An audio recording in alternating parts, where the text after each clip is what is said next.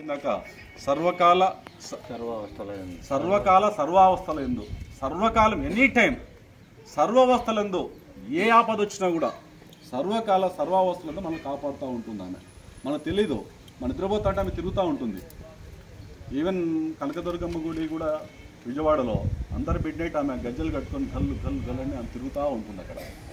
అటువంటి గొప్ప అమ్మను తపస్సు చేసి ఒక శక్తి సంపాదించిన తల్లికి ఆమె ఎట్లా మన నివాసం ఏర్పాటు చేసుకోవాలా?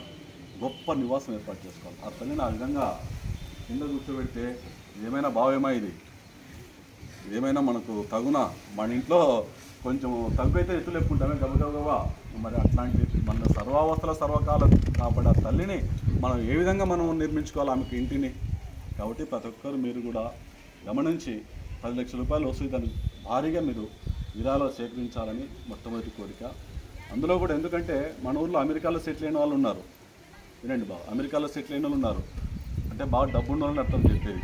దుబాయ్లో సెటిల్ అయిన వాళ్ళు ఉన్నారు, మంచి మంచి సాఫ్ట్వేర్ ఇంజనీర్స్ లక్షల రూపాయలు ఆర్జించే వాళ్ళు ఉన్నారు. కాబట్టి 10 లక్షల రూపాయలు సమీకరించడం గొప్ప కష్టం కాదు అనిపిస్తుంది. వాళ్ళు పెద్ద మనసు వచ్చి ఇస్తే మనం కూడా ప్రతి ఇంటికి తలా ఇంత చేసుకోవాలి. ఏదో ఈ కాలనీకి మట్టుకే అమ్మ అనేది అని కాదు, గ్రామానికి అంతా అమ్మే. ఎందుకు మనకెందుకు లేరా, మన ఊర్లో కాదు కదా, అంకాలమ్మ వాళ్ళు చూసుకుంటారు అంటే బాబు అంకాలమ్మ గుడిలో వాళ్ళు రెక్కాడితే కానీ దొక్కాడే పరిస్థితి. పని చేసుకోవాలా అంతేనా?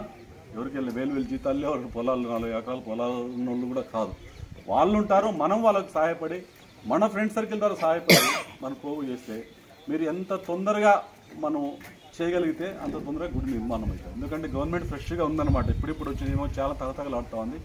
ఎండోమెంట్స్కి కూడా డబ్బులు ఇచ్చే పరిస్థితి ఉంది. అంతేందుకు శివాలయంలో పోయిన గవర్నమెంట్లో 5,000 రూపాయలు ధూప